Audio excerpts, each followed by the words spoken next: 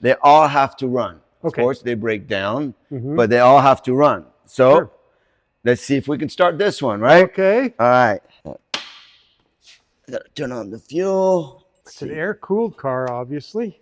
Franklin by the engineer Wilkinson. Wilkinson and really started the air-cooled engine in the United States. Okay. And then he developed, he was the first one in 1904 to do a 4-cylinder transverse engine, because like this, the air could cool all 4-cylinder when he was moving together. That's nice why he and did evenly. that. Yeah, right. Basically, start. Well, it's been a while, but you know, we'll see. See if it'll energize. Here we go. Voila!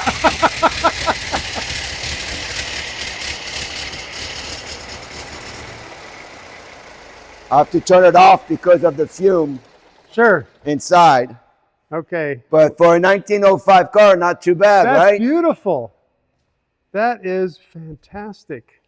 You know, it's all simple engineering. And the reason the air-cooled were popular is because in the wintertime, it was not like a water cool. The engine could not freeze. Right. Right. So the water would freeze, and there was a problem. So a lot of actually doctors drove in Franklins because they didn't have to worry about the heat in the summertime or the cold in the wintertime. Fantastic. And you know, it was a lighter car. It was, oh, you got to check this out too. Okay. So just to get to the back seat, here you go. Wow, there's access. Your access to the back seat through the passenger. That's beautiful. Look at that. And quite a lot of room back here too. It's beautiful, roomy. So Franklin was all about weight, was all about, you know, the chassis is ash. And so he said, you know, the lighter the car, the smaller the engine can be, the less fuel consumption. Right. And, you know, so that's the 1905. Then here you've got a 1917, and the 1917 gets 40 miles to the gallon. Really? And it's a straight 6. So air-cooled, of course, because that's all he Wilkinson designed. It was air-cooled, and Franklin did only air-cooled until 1933, when they finally went out of business. So this is also air-cooled, and when you close it, the air goes through the fins right here, and you have a fan. It's called a fan that draws the air right through it. You can see it down here. Okay, I'm gonna get a picture of that. But so to cool the car, you can see it right down here, because all that is sealed. So see, you see these metal plates here? You have them here too. So when that closes, that seals the whole car. So the air has to go through those. It doesn't have a choice. It's not arbitrary. It's just going to go right through. Right. So these are individual cylinders. They're individual jugs. And I guess this is your coil here, your electrical coil, and a distributor the distributor, and an updraft carburetor. I believe this one has a compressor too you've got a little air compressor right here that you're hard to see, but right here you hook it up to the top, your hose. When the engine runs, you can inflate your tires. Oh, is that right? Yep. That's fantastic. Yep. Again, doctors would appreciate that. They're not going to get stopped. That's right. They're going to keep going. The tire's low, off they go. That's right. Man. Now at this point, it got to be a much bigger car, of course. Yes.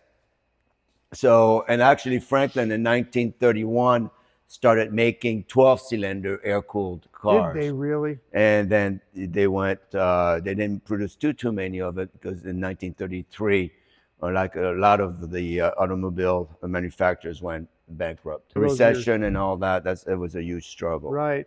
Now, what can you tell me about the design, the front windshield design? Unusual. so it's a V shape for aerodynamic, and also the design here. This body is all aluminum, and he only used 2 doors. So again, he was thinking about cost, and so the seats inside, they pivot, but you only have 2 doors in the center. So you go through here, you pivot the seat to go to the front. Oh. So there's no 4 seats. So it made it more rigid.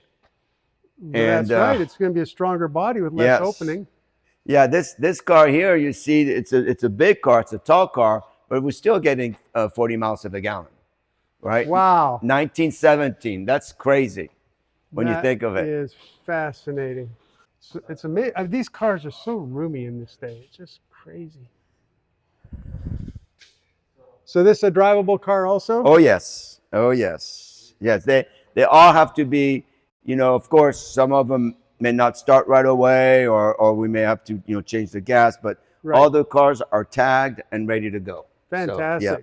No, that takes a lot. That's a So commitment that to does do take a lot, because you have to make sure that you know, the batteries are charged. You got to make sure that, you know, the fuel, and we have to start it because the fuel, after it gets old, Yeah. and you just can't keep the old fuel into No. the cars. Do you manage to right? get methanol-free gas somewhere? Yes, we do. Yeah, and Ethanol? because of Florida, a lot of the gas station carry ethanol free for the boats. Oh, So right. so they get to their boats, they put ethanol free. Excellent. So we're lucky here in Florida. Yeah. We've got just around the corner a gas station with it. Oh, that's Yep. fantastic. Yeah, and that obviously lasts a lot longer than Much longer. Yeah, the gas there. So for sure. yeah.